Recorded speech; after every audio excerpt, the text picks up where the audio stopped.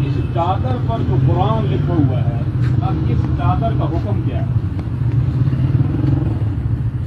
بعض دفعہ ہم بڑی اتباع میں اور محبت میں یوں آتے ہیں کہ اگر قرآن پاک بالفرض کھلا ہوا ہو، آپ میں سے کوئی بندہ اس کو کمر کر سکتا ہے؟ ادبن نہیں نہ کرتے، اس لیے کہ وہ قرآن ہے۔ یہ چادر اب چادر نہیں ہے، یہ چادر قرآن ہے۔ یہ چادر کیا ہے؟ یہ قرآن کے حکم میں ہے بھائیو۔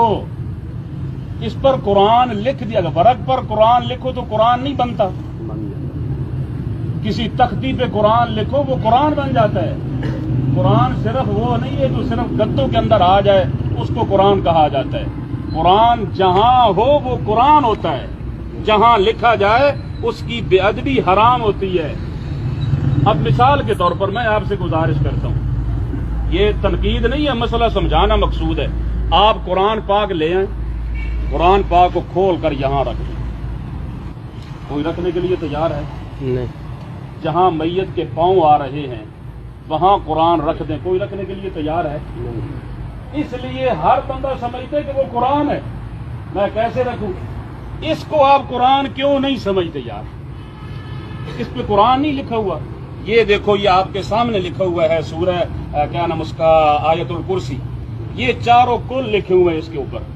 آپ اس کو قرآن کیوں نہیں سمجھتے؟ اس سے فائدہ تو نہیں ہوگا، فائدہ نہیں ہوگا۔ اگر فائدہ ہوتا تو یہ آج تک باتیں کتابوں میں درج ہوتی، فائدہ نہیں ہوگا، ڈالنے والے بہرحال گناہگار ہوتے۔ اس لیے کہ قرآن کی یہ بے ادبی ہے، اور ہم اس کو کرتے ہیں محبت میں آ کر۔ بہت سارے حضرات میری مسجد میں آتے ہیں، پوچھتے ہیں کہ وہ جی چادر جو لکھی ہے وہ کہاں ہے؟ تو میں ان سے عرض کرتا ہوں وہ چادر کیوں ڈال رہے ہو؟ سادہ چادر میت پہ کیوں نہیں ڈالتے آپ؟ قرآن ویسے اگر ورقوں کے اندر ہو، کیا ورقوں کو آپ علیحدہ الگ میت پر ڈال دیتے ہو؟ نہیں ڈالتے۔ چادر کو کیوں ڈالتے ہو جو قرآن پاک سے لکھی ہوئی ہے؟ قرآن پاک درج ہے وہاں، تو جہاں قرآن کے الفاظ لکھ دیے جائیں، سورت لکھ دی جائے، آیات لکھ دی جائیں بھائیو، وہ قرآن کے حکم میں چلی جاتی ہے، وہ تو قرآن ہے۔ اب اس کو بالفرض جیسے ہم اٹھاتے ہیں، اٹھانے کا انداز ہمارا قرآن جیسا ہوتا ہے، اس کو لپیٹنے کا انداز ہمارا قرآن جیسا ہوتا ہے۔ اس کو کوئی بھی بے وضو آدمی ہاتھ نہیں لگا سکتا، یہ حرام ہے۔ اور قرآن کہہ رہا ہے لا یمسہ الا المطہرون، جو لوگ پاکیزہ ہیں وہی ہاتھ لگائیں گے۔ اگر بے وضو آدمی ہو اس کو لگا نہیں سکتا ہاتھ۔ اسی طرح آپ جب مسجدوں سے یہ چادریں لے آتے ہیں اس وقت وہ لوگوں کا وضو ہوتا ہے؟ کن کا وضو ہوتا ہے؟ اس میں کوئی وضو نہیں ہوتا۔ میرے بھائیو، اس کی جانب آپ ذرا توجہ سے اور پورے دھیان کے ساتھ توجہ فرمائیں، اس کی جانب انتہائی توجہ کی درخواست کر رہا ہوں کہ یہ چیزیں ہمارے پالیے نہیں ہونی چاہیے۔ محبت اپنی جگہ پر ہے، میں نے مسئلہ عرض کیا ہے کہ اگر وہ ورق پر لکھو تو کوئی ڈالنے کے لیے تیار نہیں ہے، اس لیے کہ قرآن کی بے ادبی سمجھتا ہے۔ اور اگر وہی قرآن کسی کیا نام اس کا کپڑے پہ آ جائے، آپ اس کو قرآن کیوں نہیں کہتے؟ اس کو کیوں نہیں چومتے آپ؟ اس لیے کہ ہم نے یہ سمجھ لیا ہے کہ یہ چادر قرآن اب نہیں رہی۔ آئیو، یہ قرآن ہے، اس پہ قرآن کی آیات لکھی ہوئی ہیں، پوری صورتیں لکھی ہوئی ہیں، یہ قرآن ہی کے حکم میں چلا گیا ہے۔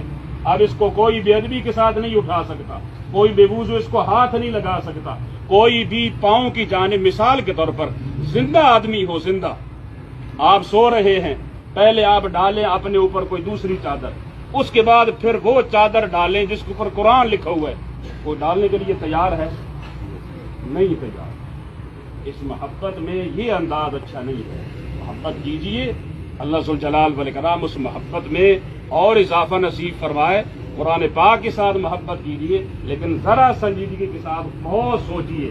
یہ نہ کہنا کہ یہ مولوی نے نیا مسئلہ نکال لیا ہے، یہ نیا مسئلہ نہیں ہے، میں قرآن کی بات کر رہا ہوں۔ صرف ہمارا دھیان اس جانب نہیں ہے، میں تو صرف آپ کی توجہ وہاں مبذول کروا رہا ہوں۔ بھائی ذرا توجہ کیجیے، دھیان کیجیے کہ ہم کیا کر رہے ہیں۔ اس سے ان چیزوں کا فائدہ نہیں ہے، نقصان ہمیں ہوگا بے ادبی کی وجہ سے۔ اللہ تعالی ہم سب کی مغفرت بھی فرمائے، ہمارے بھائی کی بھی اللہ پاک مغفرت فرمائے، ان کے جتنے بھی لواحقین ہیں، بیٹے ہیں، بیٹیاں ہیں، ماں باپ جو زندہ ہے، رشتہ دار ہیں، اللہ تعالیٰ سب کو صبر جمیل نصیب فرمائے اور آخرت کی منازل اللہ پاک ان کے لیے آسان سے آسان تر فرمائے۔ اب آپ کی مرضی ہے، اس کو جہاں آپ ڈالتے رہیں، کیونکہ میں نے تو ڈالی نہیں ہے، نہ میں اتاروں گا۔ حضرات محترم، مرحوم روح سلیم کا اگر کسی کے ساتھ لین دین